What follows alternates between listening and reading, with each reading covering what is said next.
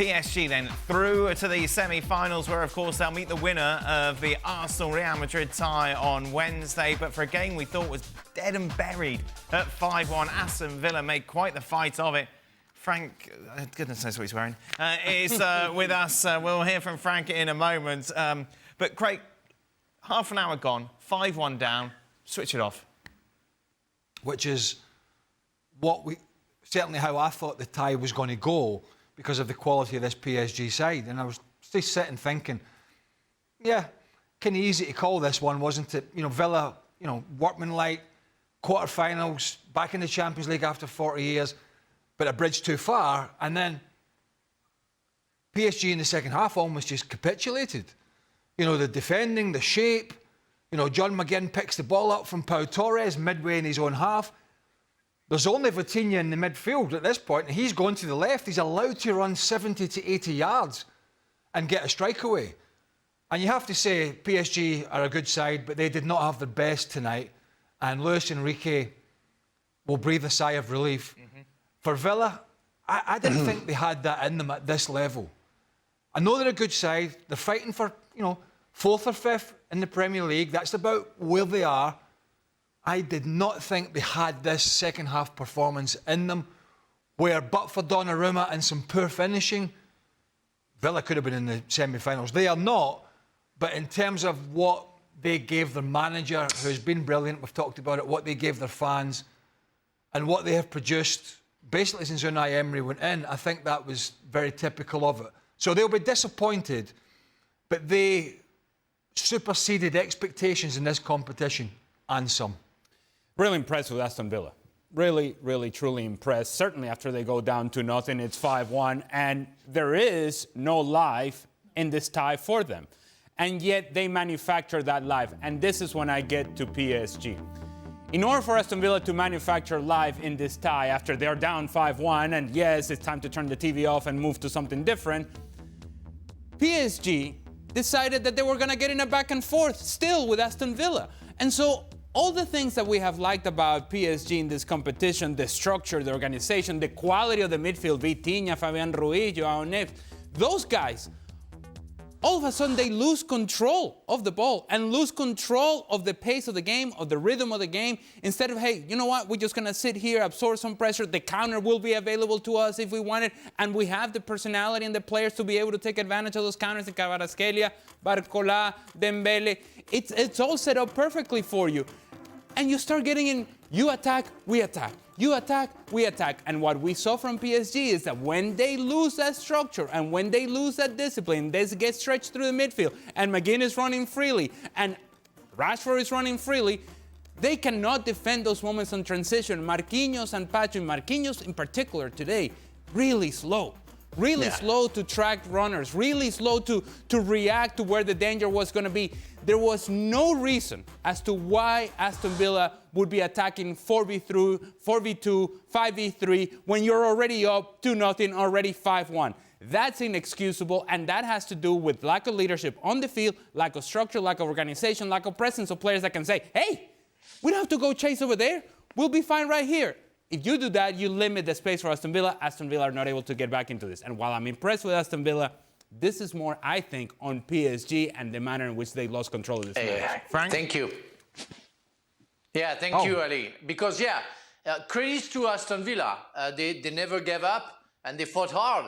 But they had a chance to be alive because of Paris Saint-Germain. Because Paris Saint-Germain made everything to keep the villains again alive. And when Paris Saint-Germain were at the top, there were no games. There was no games. They were leading 2-0 and everybody was ready to switch off. But because, I don't know, because of a certain sloppiness from some players, and you were mentioning Marquinhos, but also Vitinha in the middle of the park, and we saw that on the third goal, showing you back. They didn't play. They pretended to play, thinking that they were better than the villains and thinking that it was already over. And Aston Villa showed something otherwise, and that became difficult because when you are sloppy, it's a hard time for you to come back to a good concentration and being ready to fight again. So they could have been out of the competition because of without Donnarumma, without Pacho at the end of the game, Aston Villa could have scored 6 or 7 games, and we would have talked about another remontada. And it's a big lesson for Paris Saint-Germain, and it's where I agree with Ali. They have to keep the structure, and they have to keep the intensity they are capable of giving defensively. Offensively, yes, but defensively also.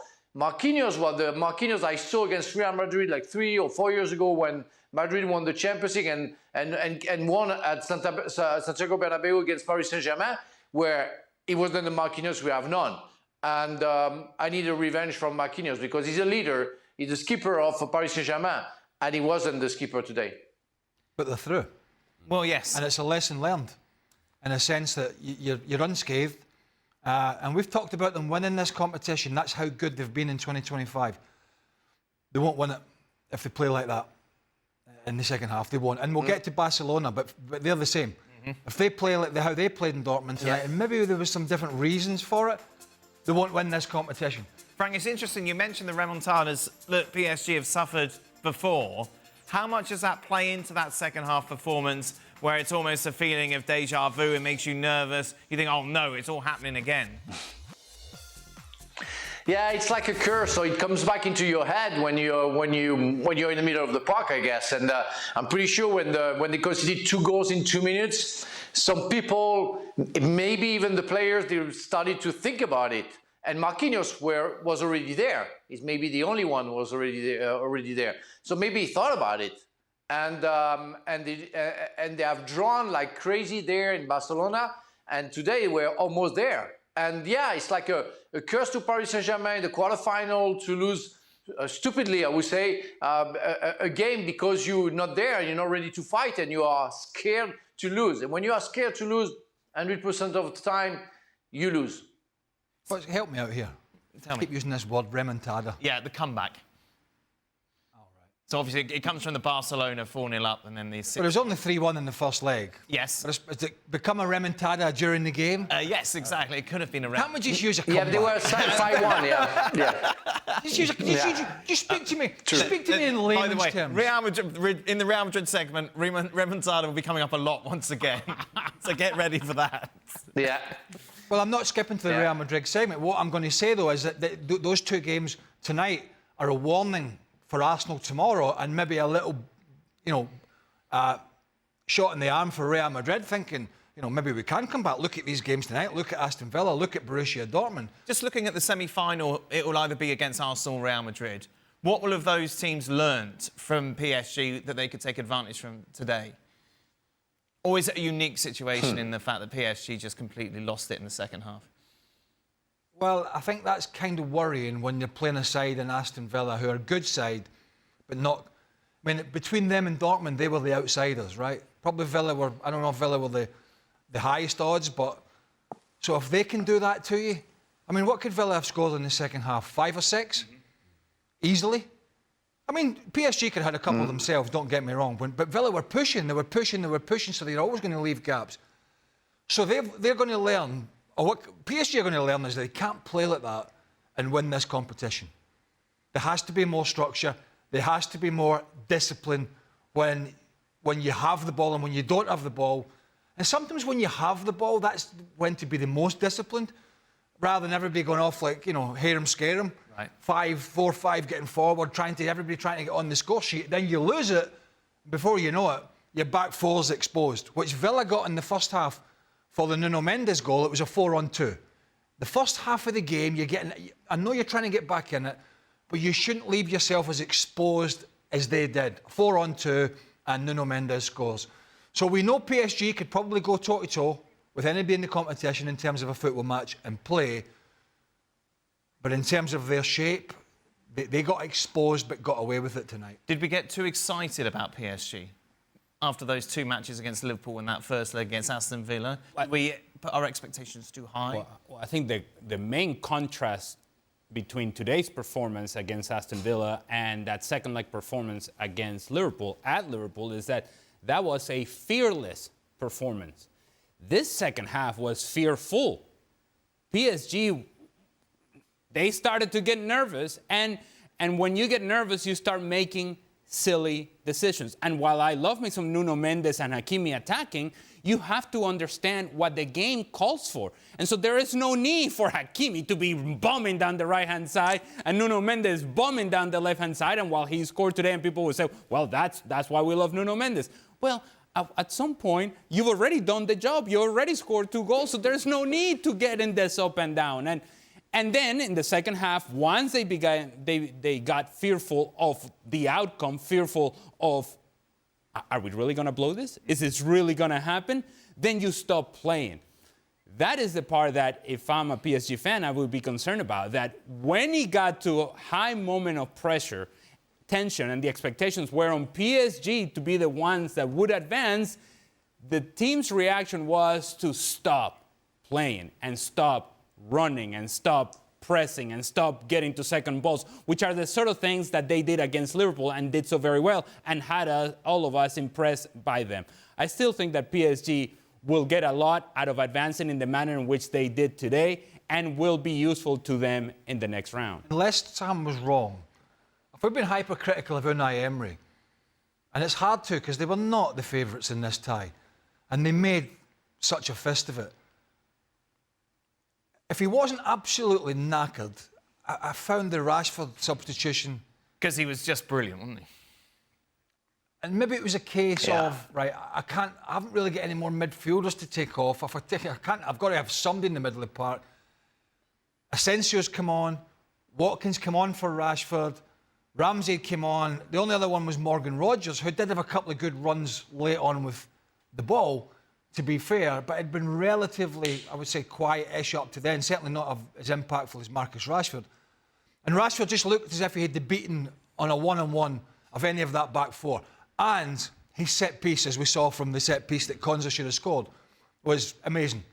And unless he'd put in the hands up, which I don't think you do in the quarter-final, and say, I got nothing left in the tank, to me, that was a player, somehow, I don't know how, but somehow he had to find a way to leave Rashford on the field. For PSG, Frank, moving forward, was that second half an anomaly, or was it something that would concern you as a fan going forward, as one of the favourites to win this tournament? I'm pretty confident that it won't happen anymore because they like to be in the position of an underdog in Champions League, and we saw that against Liverpool clearly, that they give 100% because they don't feel the pressure of being the favourites. And against Aston Villa, yeah, we thought they were the favourite, but not that much because they had to confirm. And today, after 2-0, they knew that they were qualified, and they let it go. And it's where the young age of most players have shown up, and the leadership weren't there, with Marquinhos, for example, not stepping up. They are in danger. But I've no doubt, like, either against Real Madrid or Arsenal, that won't happen. That won't happen because they won't lead like 2 or 3-0. I don't think that happened. And they're not the favourites. So they're going to fight so hard to show to the world that they deserve to be in the final of the Champions League. I think they're the favourites against Arsenal, Frank. I think the bookies still have them favourites against Arsenal. Well, you know that they will have to show it. And first, they play the first game at the Emirates. They play against Arsenal. So I'm not sure it's going to be an easy task there. And maybe they're going to be late, meaning that they're going to be maybe under 1 or 2 goals. And so they will have to fight at the Parc des Princes. So I don't see that scenario where it's going to be, the other favourites going to be easy against the Gunners. I don't think so. But I was just going to say, but what we saw tonight in the second half, Frank, you see a lot more of French football than us, obviously. Watch one game, you've seen more French football, to be fair. But does this sort of thing happen occasionally in League One and they get away with it? Or was that as exposed as you've seen PSG in the second half? I have to say that that was more kind of an accident since mid-December, where Paris Saint-Germain have been very professional, and even it was an easier task to play against, I don't know, some other team like Saint-Etienne or some other clubs comparing to Aston Villa.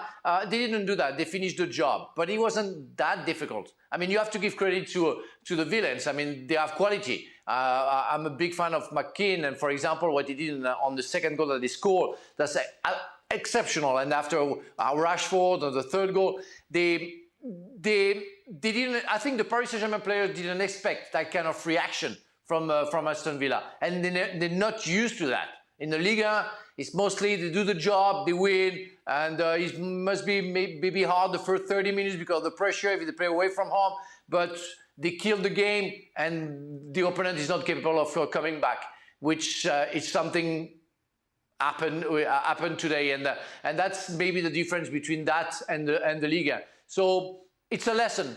And they really learned a lesson today, and they really have to take care of that, because otherwise they're going to be smashed the next game. But in the end, it is Barca who advance to the next round. Remember, they're going to face either Inter or Bayern.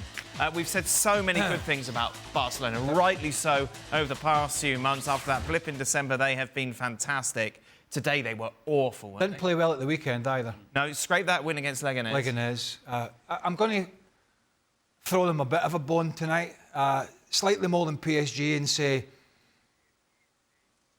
I think subconsciously they looked as if they thought and that happens as a player, yeah? Yeah, it can do. They only have to get off the bus, put the kit on, stroll around the 90 minutes, referee blows up, get back on the bus, thank you very much. And that almost got away from them, to be fair. They're defending again. And I'm going to mention it, and it annoys a lot of people, but this high line, it is starting to, it could creak and crumble, but it didn't. But a lot of these players that have played well for Barcelona this season played poorly tonight. Yeah, front four were terrible. The front line was as bad as I've seen it. The midfield didn't control the game. Defensively, they were trying to squeeze up sometimes, and they were dropping off. They were all over the place. And Dortmund could have had themselves right back in it. But I think that 4-0 was just too much to do. And that's the only bone I can really throw Barcelona tonight. And I think Hansi Flick, I think for him it's, probably, listen guys, hey, I know we played well in the first leg and we've got this title race to fight for in this Champions League. People are saying we're favourites. We can't perform like that and win this tournament. So, again, one that they got away with. But I do think it was so emphatic in the first leg that they just thought they were already in the semi-finals. Similar question to what I asked about PSG. Is this a result of concern, this performance a concern for Barcelona going forward? What I would say to you, Dan, is this is the best example or worst example, however you want to look at it, that Barcelona is a team that struggles when they have to manage games, when they have to speculate with a result, when they have to protect a result. They don't know how to do it. This is a team that likes the back and forth. This is a team that actually thrives when they go and press higher up the field and everybody's engaged and playing with a certain energy and a certain intensity, when they force turnovers higher up the field. And there was a sequence of play early on in the second half that told me everything that I needed to know about Barcelona in today's match. They're already under pressure by Borussia Dortmund. And Lamine Yamal, who did not have a good game today at all whatsoever, he's played open down the right-hand side, and he's now essentially isolated 1v1 against a guy like Rami Bensebaini, who cannot stay with him, did not stay with him last week, and could not stay with him if Lamine Yamal decided to get after Bensebaini. He actually physically made this hand signal to whoever played in the ball. Instead of taking Bensebaini, he actually cut back and just kind of gave it the old, let's hold up. That's not Barcelona. And that's not Lamine Yamal either. They have a really difficult time managing games when they're protecting something. And that's how they came into this match, trying to be conservative when they're not conservative in nature. And we have seen that from them late in matches when games have gotten away from them earlier in the season in La Liga, when they're like, well, do we go on attack? Do we stay here? How do we manage it? We don't know how to do it. This team, in order for them to achieve the things that we think they're capable of achieving in this Champions League, they have to be able to handle those sort of moments a whole lot better. And they did not today at all from the first minute. Frank? Yeah, I really think that's a lesson for the Barcelona players, like it was for Paris Saint-Germain players, that in a way that if you think that's going to be easy, if you think you're going to win because you won 4-0 in the first leg, you're going to be punished. And that's the beauty of life. If you get a little bit, and I say it in a nice way, if you get a little bit arrogant in a way, knowing that it's going to be easy. So pretending, putting your shoulder and your head up and outplaying, you're going to be punished. And they almost been punished. So I'm sure that Hansi Flick, like Luis Enrique, is going to say to the players, that's a lesson, guy. Don't do that again, because next game we're going to lose if we do that. And they're going to get it. It's how you get the experience. So I think, like Paris Saint-Germain, it's not going to happen anymore, because Barcelona, they're going to be in a semi-final against either Bayern Munich or Inter Milan, and that's going to be another task. That's going to be a thing, especially because I think it's going to be Inter Milan. That's going to be very, very hard. So they're going to be ready to fight and to show another face to the world. Frank above preaching humility, by the way. Well, everyone. yes, Just yes, appreciate yes. that for a moment. Yes, take it all in. That's me. That's me. Yeah, very much. You take away that 4-0 result against Dortmund last week, and I suppose it's easy for me to say, but just look at the performances leading up to that match, and then after that match, they struggle against Betis. They struggle against Leganés. They're struggling to score the goals that they were scoring so freely 3-4 weeks ago. And one of those reasons, I have to say, is Rafinha hasn't quite been nearly as good since he came back from World Cup qualifiers with Brazil. He has been struggling, and when he struggles, you start to notice that it's far more difficult for Barcelona to create chances, because they now heavily depend on Lamine Yamal without having the real threat of Rafinha. Again, maybe it's just it's a passing phase for Rafinha and for Barcelona, but those are things that they have to address if indeed they're going to win this competition. It's just a reminder, what Sid and Alex both told us over the last couple of days was the fact that in the referee's report, he felt that Mbappe was going for the ball, and therefore the challenge isn't egregious enough to warrant anything more than a 3-match ban. So in the end, it was in a 1 to 3 game range because of that. And in the end, it's one match that the Spanish FA have decided to punish Mbappe with. So there's two. Are you saying, has it been reported by Alex and said that they, within the breadth of what they were allowed to do after the report, they still could have given him 3 games? Yes, it could have been more. It could have been more, but the referee's report was suggesting that it wasn't as strong as other challenges, and because the referee's report is gospel, it's very rare to have that changed. Yeah, but he could still have given Yes, up 3. to 3 matches was... Right, let's start there. Let's start with the referee. He should be, and I'll forgive him for missing it at full speed, but he should have spotted it at full speed. He then goes to a monitor. He's seen it for himself. Right, so I don't know when he writes his report, right after the game or when he goes home, sits down with a cup of tea. I've no idea. But he's seen it. He should be demoted or taken off refereeing duties. Yeah. If he's put in his report that Kylian Mbappe has tried to play the ball, then he should be demoted from La Liga to a division where he might have a clue about what he's refereeing about, or struck off until he's some common sense. And secondly, for the moment to give him a 1-game ban when they could have given him 3, should have had 6. They should have had the book thrown at him. That's how bad it was. I know you guys have talked about it. I was doing the game, and Stuart Robson in the commentary. His first words, Stuart Robson in the commentary, disgrace. And the more we looked at it, the worse it got. The Spanish authorities here are in a pickle. They have a referee who is clueless. A player could have been in hospital, probably should have been in hospital with a broken leg, at the very best. And we have an authority that could have at least given him 3 games. He's given him 1 game for one of the worst challenges I can remember for a long, long, long time. This is a disgrace to the Spanish game. Trust me. The phrase that was used, that the ball was in play. Right. Well, that's a lie. That's a bald-faced lie. And this is what I would say about the referee, Cesar Sotogrado. In his report, what he's doing is that he's covering his backside. It's essentially what he's doing. Why am I saying this? Well, because he didn't see it to begin with, which he should have, but he didn't see it to begin with, and he gave a yellow card and moved on with his life.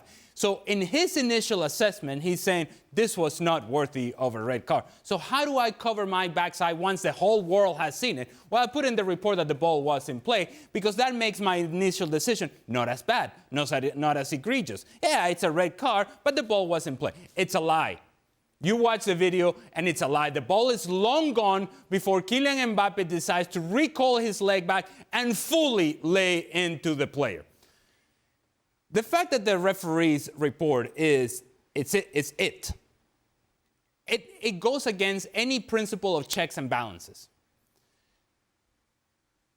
You give the referee the power to then decide that he is going to cover his backside and therefore influence how many games the player actually is going to be suspended.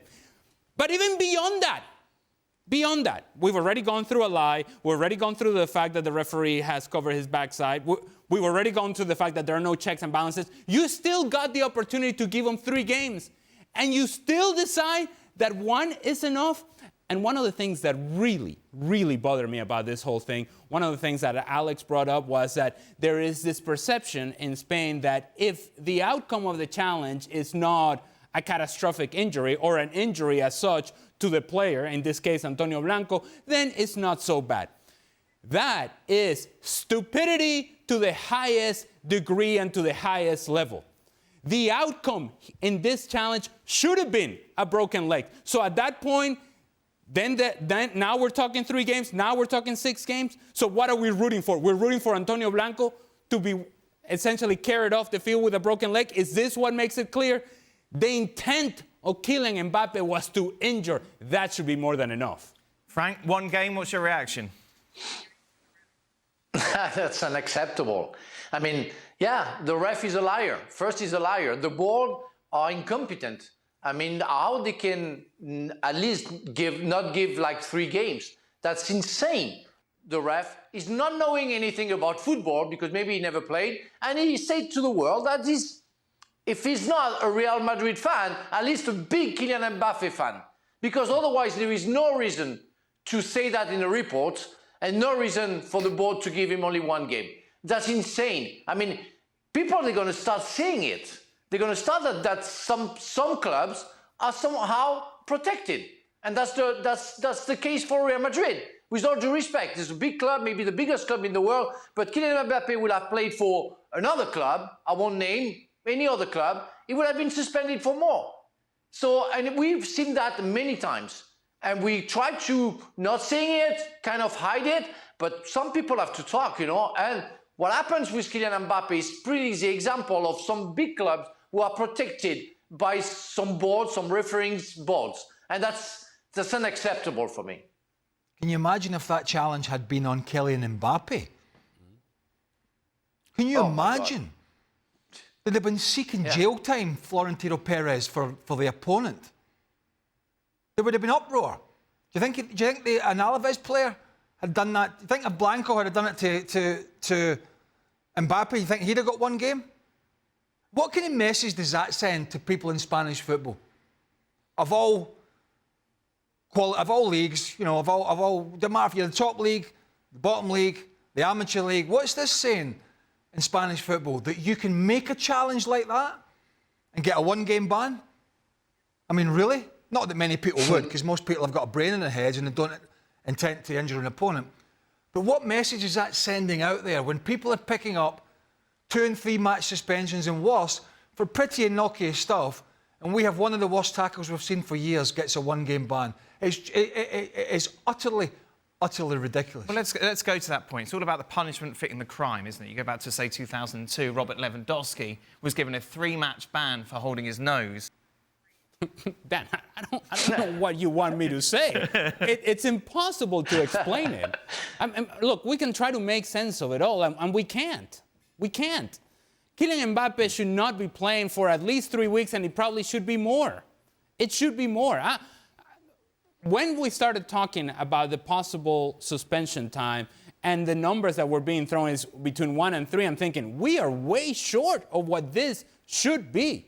So when you're asking me, how is touching your nose worth 3 matches and nearly breaking somebody's leg just worth 1 match, then there is nothing here that I can tell you that can make sense of this situation. Do you know when we were doing the game live on Sunday, Kay and I were sitting going, because we're just about to come back on air, and we were like, is he going to miss the Copa del Rey? Yep. And some people were saying, Depends on the punishment they give him. He could miss the Copa del Rey. It could be a 4-match and plus, therefore the Copa del Rey comes into play. Personally, I was wishing he would miss it because it was deserving of missing big games. Whether he's a superstar or not, it was deserving. But we were sat here and I said to Kay, do you know what? We have no idea what ban he's going to get. Do you know why? Because in Spain, they make it up. They make it up as they go along. Go, it's just 1 game. No, it's 3 game. Yep. Oh, Jude Bellingham upset the referee. Oh, his feelings were a bit hurt. Give him this game. So we sat here and said, let's just stay away from the Copa del Rey, whether he'll get suspended or not. Because we have no idea what the Spanish authorities are going to do. Do you know why? Because they have no idea. They make it up as they go along. Arsenal 10-1 on. Real Madrid 9-2 to make it through to the semi-final. The front page of Marca, así remonta el Madrid, which is what? This Real Madrid can come back? This is how Madrid can come back? Okay, so the way that the fans of Madrid tend to sing about Real Madrid is así gana el Madrid. This is how Real Madrid wins. Well, this is a play on that saying así remonta el Madrid. This is how they come back. Here's Jude Bellingham.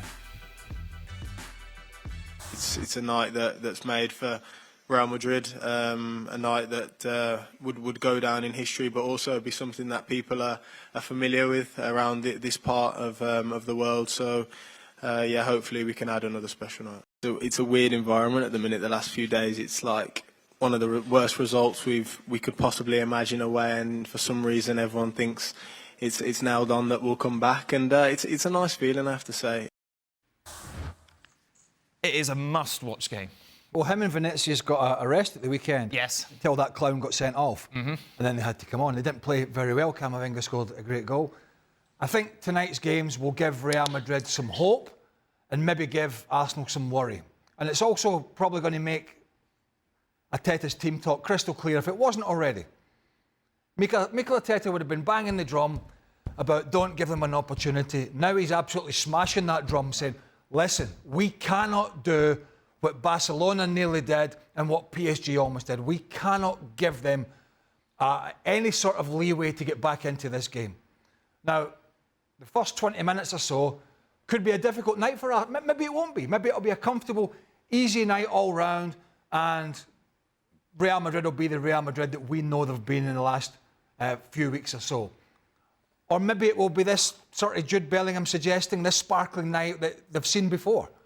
We just don't know, which gives it some intrigue. I mean, these games we watched today, let's be honest, we sat down with the cross and we went, this is going to be not very good. Well, yeah, so you were in a bit of a bad mood, really, I think, when I came in. But he's coming around. Yes, he's coming around, though. Was I in a bad mood? I didn't even realise. Well, it was Mbappe, wasn't it?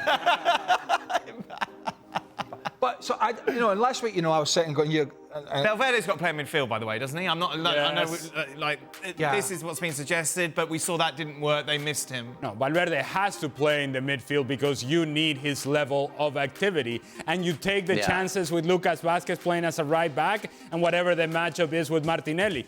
You have to take some chances if you're Real Madrid, and you have to gamble some because guess what? You have no choice. Valverde has to drive this team forward with his level of activity, and then the activity around him, I think, improves because Bellingham can now take a more advanced position because now Rodrigo has more freedom to go enjoy Vini Jr. and Kylian Mbappe. Beyond who Arsenal are playing against in terms of the players, they're playing against history, they're playing against magic and mystic, and as I referred to yesterday, as to the esoteric, things that we really can't control. There's another thing that they're playing against. The knowledge of Real Madrid fans at Santiago Bernabéu. They can sense fear. If Arsenal, for the first few minutes of the game, show that fear, show that they're uncomfortable, show that they're not quite sure as to what they're supposed to do, that stadium will be jumping, particularly and especially if Real Madrid score an early goal. That's the only way they come back. And if I'm Arsenal, if I'm Mikel Arteta, I'm talking about you play the game with energy, intensity, first and foremost. Get in the faces of Real Madrid. Don't take a step back, take a step forward. Make your first pass forward. Make your first decision going forward. If you start going back, and further back, you're inviting Real Madrid and you're inviting trouble. Why would Real Madrid play a 4-4-2 when that's what they played in the first leg and got hammered? Yeah. I mean, I would like to see Rodrigo further up and they play a 3, and I know it's going to leave the fullbacks more exposed and they're not strong in those positions at the moment to Martinelli and Bukayo Saka, but guess what? You're 3-0 done. You're going to have to take chances. Why would you leave 2 in the middle of the park again when you were outplayed? Okay, Luka Modric was in there and he struggles to get around, but you're still going to, if you play 4-4-2, you're going to have 2 against 3. For 7 days apart, you're going to have the same problem. Partey, Rice, Odegaard, Tchouaméni, Ceballos. 2 into 3 doesn't go. So he has to come up with something different. He has to come up with something that puts Arsenal on the back foot. And I think just trying to play the same way with the same shape, for me, won't work. It won't work, because once you get outnumbered in the middle of the park, which they did last week, then it's tough. It's tough to control the game, and that's what they need to do. Frank, your thoughts? Yeah, I was listening to the guys, and we're thinking about the past, and then so many games that we saw Real Madrid thinking that, well, okay, they're going to lose and they're not going to come back and everything. Remember when they won against Liverpool in the Champions League, and they beat before Manchester City, Chelsea, and Paris Saint-Germain, where no one could see that coming. And we're thinking that maybe Arsenal's going to be strong at first. They're going to know that they won't concede any goal early in the game. But in any time, something's going to happen, because that's Santiago Bernabeu, that's Real Madrid. At a certain time, Arsenal will drop their level down a little bit, and this is when Real Madrid will react. We don't know how they do that, but we saw that so many times. So at some point, Arsenal is going to be in danger. And how they're going to react, how lucky they're going to be, or unlucky they're going to be, that's something I cannot answer to. But at some point, Arsenal is going to be in danger. And let's see how it works. It's a huge night for Kylian Mbappe, is it not? Yeah, most definitely. And I mean huge. Yeah. Because he disgraced himself at the weekend. Disgraced himself, no matter what the ban is. And this is why he was signed. To make a big difference in big moments. They don't come much, and there are others. You can throw Bellingham in there, and you can throw Vinicius. And he hasn't done that so far. He hasn't. He's got great numbers, but not in big games. He's the guy that messed Real Madrid around. He's the guy that made it all about him and the PSG and the project and all that guff. He's the guy that pissed the Real Madrid fans off. Let's be honest about it. And the Chim and Florentino Perez. But they stuck with it. And eventually they got their man. But they haven't got yet who they thought they were going to get. And off the back of last weekend and some of the performances in big games, he needs an absolutely stellar performance. Now, if he gives that and they still go out because of mistakes elsewhere, there's not much he can do about that. But he's got to turn up big time tomorrow. Not just because of his actions at the weekend, but because of the way he's played in a lot of the big games. To your point, if we take away and somehow you can get out of your mind the challenge against Alaves, which I don't know how you do that, but let's just say you put it to the side. The one moment that Real Madrid had last week against Arsenal in front of goal came down to the feet of Kylian Mbappe, and he hit it straight at David Raya. And so it's not just the bad challenge on the weekend. It's a lack of productivity in front of goal in the moment that matters. And if that is indeed the best player in the world, perceived by many to be the case, that has to go in the back of the net. That has to happen tomorrow for him and for Real Madrid. What's the score going to be, Frank?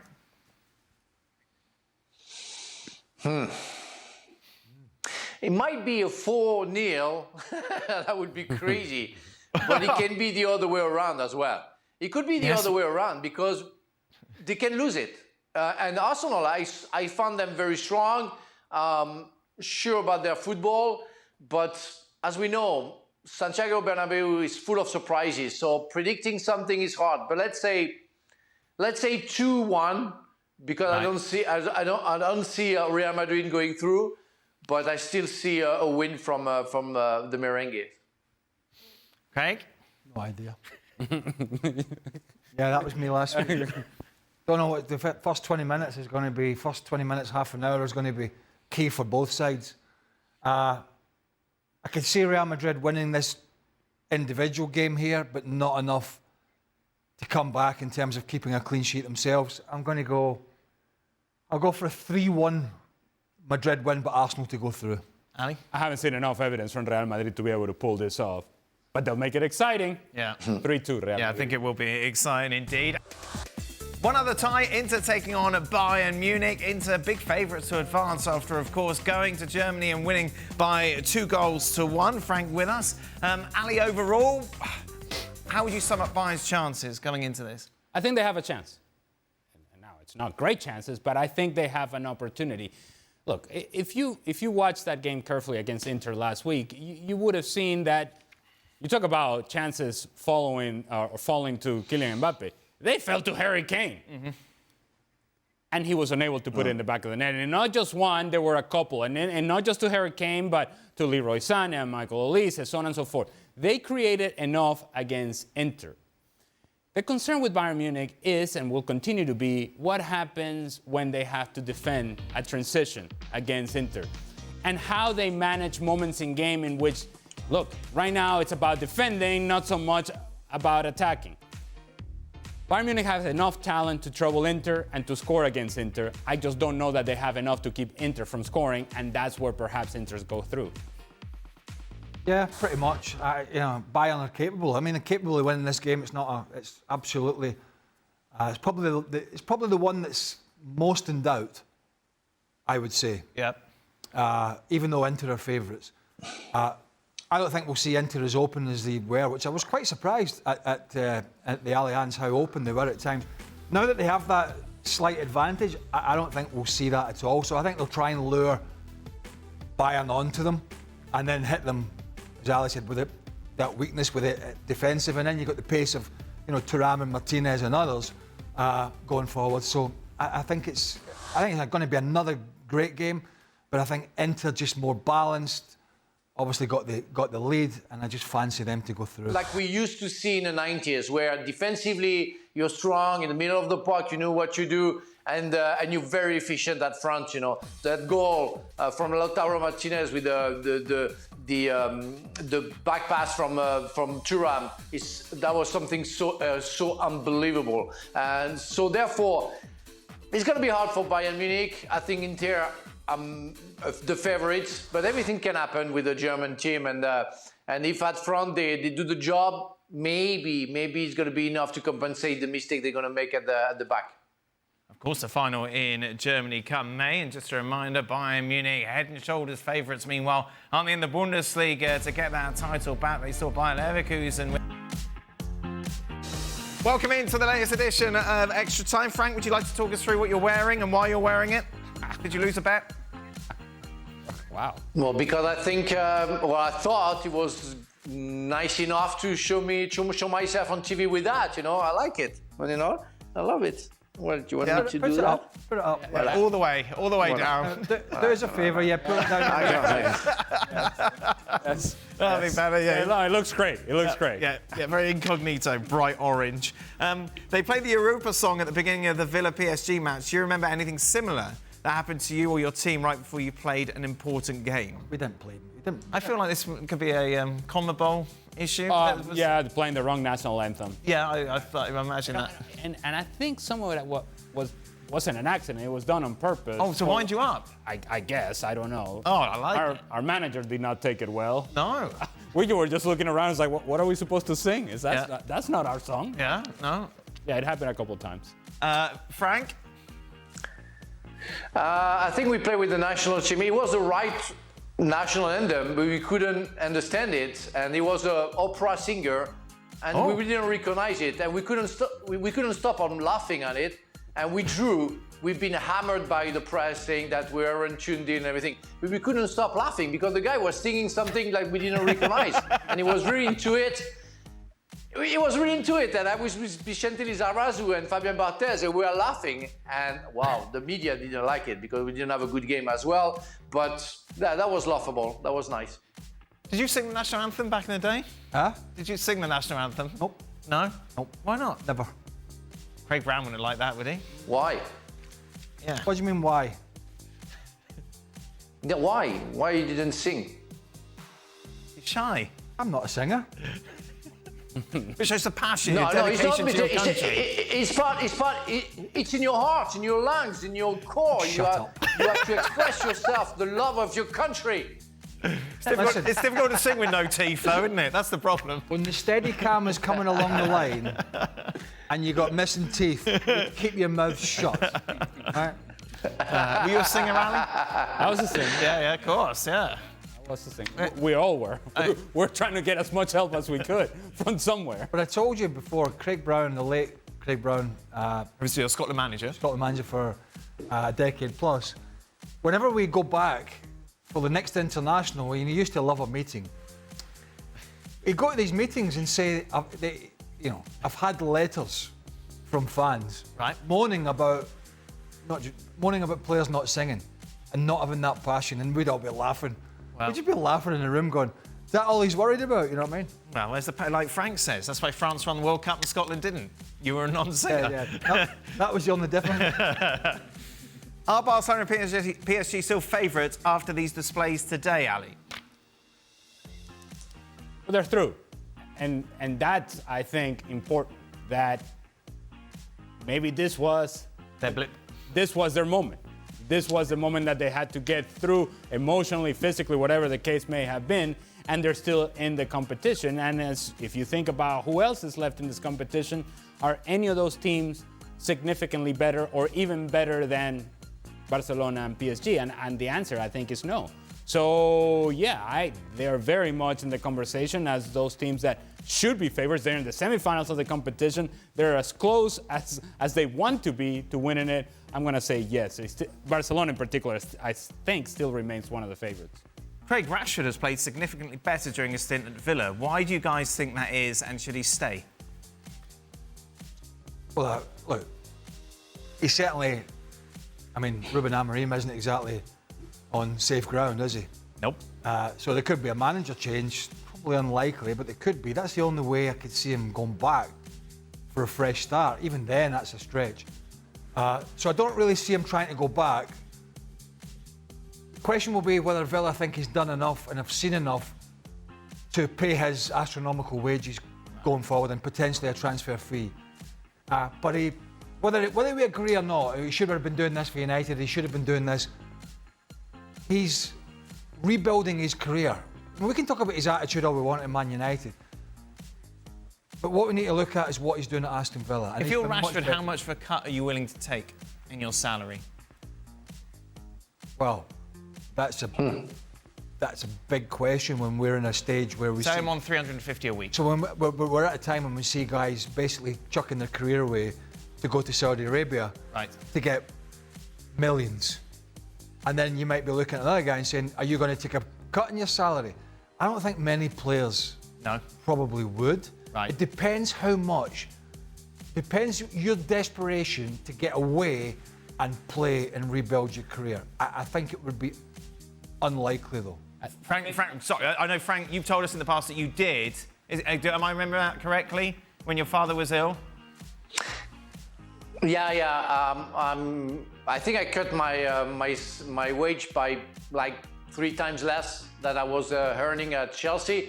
But my father was in bad condition, and so we had a cancer. So I wanted to be next to him. So I went to Marseille for that reason, but also for the reason that we had a World Cup the year after.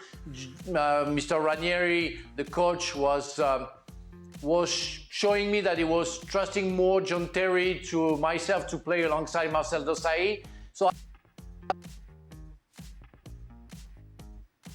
Frank's gone. Ali? It was a good story.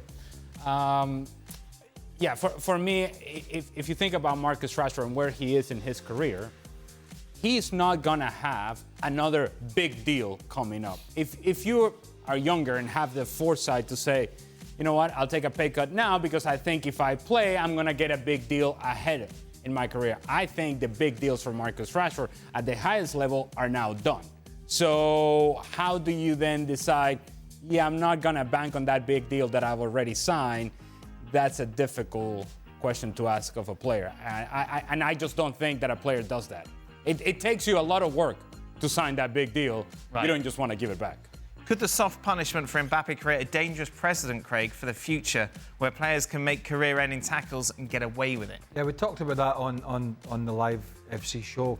That it's really I mean, the tackle itself is aesthetically awful, and now this punishment, if you even want to call it that, is sending out a terrible signal. You know, no matter what business you're in or whatever sport you're in, when something as radical as that happens, then you have to make, what's the word I'm looking for? You have to make Statement? Yeah, a statement. Example? You have to make an example. It doesn't matter who it is. Set a precedent. Yeah, you have to set Anything else? You know, I was a bit Just lost like, there. sit with a thesaurus. It's a bit of a long day. So you have to do that. It doesn't matter if it's the guy playing for the team at the bottom of the league or the big superstar. You have to set a precedent and say, there's no place in the game for this.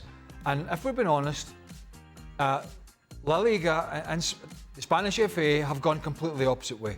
And whether that'll, I don't think we'll see a lot of players making challenges like that because it was so egregious.